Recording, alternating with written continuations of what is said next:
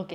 జనరల్‌గా మీరు కూడా సార్ ఎప్పుడైనా నార్మల్‌గా మూవీస్ ఇండస్ట్రీ కాబట్టి మీకు ఉన్న టైంలో ఎప్పుడైనా ఏదైనా మూవీ చూడాలనిపిస్తుంటది. ఎంటర్‌టైన్‌మెంట్ పక్కన పెడితే థ్రిల్లింగ్ చూడాలనిపిస్తుంటది కదా ఎక్కువగా. సో మీరు అలా చూస్ చేసుకొని అలా డే పెట్టుకొని చూస్తుంటారా? వెతికి మరీ చూస్తాను నేను. కదా నేను కూడా. ఎందుకంటే నాకు ఇంతకుముందు లవ్ స్టోరీస్ ఎక్కువ వచ్చేవి. అవును. ఇప్పుడు ఎందుకో థ్రిల్లర్స్ బాగా వస్తున్నాయి. నాకు చాలా ఇష్టమైన జానర్. అలాంటప్పుడు నేను ఒక థ్రిల్లర్ని యాక్సెప్ట్ చేసి చేయాలన్నప్పుడు రెఫరెన్సెస్ అవి ఇవి కాకుండా మన థ్రిల్లర్ మూవీస్ చూస్తుంటే మనకి యూనిక్గా ఏ థ్రిల్లర్స్ ఉన్నాయి అవే నచ్చుతాయి. లేకపోతే మనం స్కిప్ చేస్తాం, లేకపోతే ఆఫ్ చేస్తాం. అవును. స్టార్టింగ్‌లో గానీ మనకు అలా సో తెలిసిపోతుంది మనం ఇదంతా. చూస్తున్నప్పుడు మనకు అనిపిస్తుంది ఓకే మనకు తెలిసిపోయింది బహుశా అనేది. సో అలా ఉన్నప్పుడు నేను చేసే థ్రిల్లర్కి ఇలా తెలియకూడదు. అవును. సో ఆ ప్రయత్నం ఉంటుంది కథ వినేటప్పుడు. హ్మ్. ఓకే నేను ఆడియన్గా వినేటప్పుడు నేను గెస్ట్ చేయగలిగానంటే ఈ సినిమా లైక్ అవును. వర్కౌట్ అవ్వదు అనిపిస్తుంది థ్రిల్లర్లో. బట్ యాజ్ ఎ యాక్టర్గా మేము అన్ని రకాలుగా ఊహించుకుంటుంటాం. లైక్ చెప్పేటప్పుడు ఇలా ఉండొచ్చు, అలా ఉండొచ్చు, కథ వెళ్తున్నప్పుడే ఓకే నాకు ముందే తెలుసు అని చెప్పి కూడా ట్రై చేయొచ్చు. బట్ దిస్ ఫిల్మ్ కన్ఫ్యూజ్ చేసింది నాకు అన్ని రకాలుగా. లైక్ వావ్ అది ఎలా రాసుకున్నాడు, ఈ ఈ ఈ కాన్సెప్ట్ దీంట్లో తీసుకురావడానికి తను చాలా ఎఫర్ట్లెస్గా తీసుకొచ్చాడు.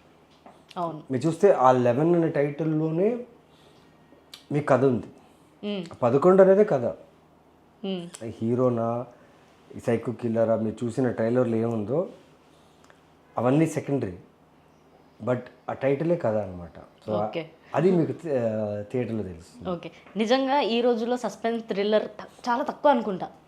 లైక్ మీలాగానే చాలామంది ఇట్లా వెతికి చూడడం కానీ, నేను కూడా ఎప్పుడైనా మనం నైట్ టైంలో కానీ అలా ఫ్రీ కోసం చూడడం కానీ మనం గెస్ట్ చేస్తూ ఉంటాం కదా సార్, ఒక సినిమా చూసి నెక్స్ట్ టైం అవుతుందని. ఆ గెస్సింగ్ కోసం, ఆ మైండ్ వర్క్ కోసం అన్నా సినిమా చూడాలనిపిస్తుంటుంది, ఆ థ్రిల్లింగ్ కోసమైనా.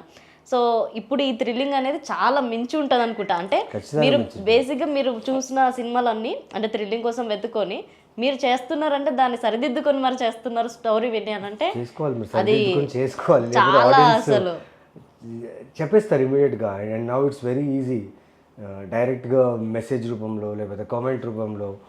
ఇప్పుడు మెసేజ్ రూపంలో పెడితే అట్లీస్ట్ పర్సనల్గా చూసి ఓహో సో ఓకే అండి నెక్స్ట్ టైం ట్రై చేయొచ్చు. డైరెక్ట్ కామెంట్స్ పెట్టేసి దానికి రిప్లై ఇవ్వాల్సిందే మనం. అవును.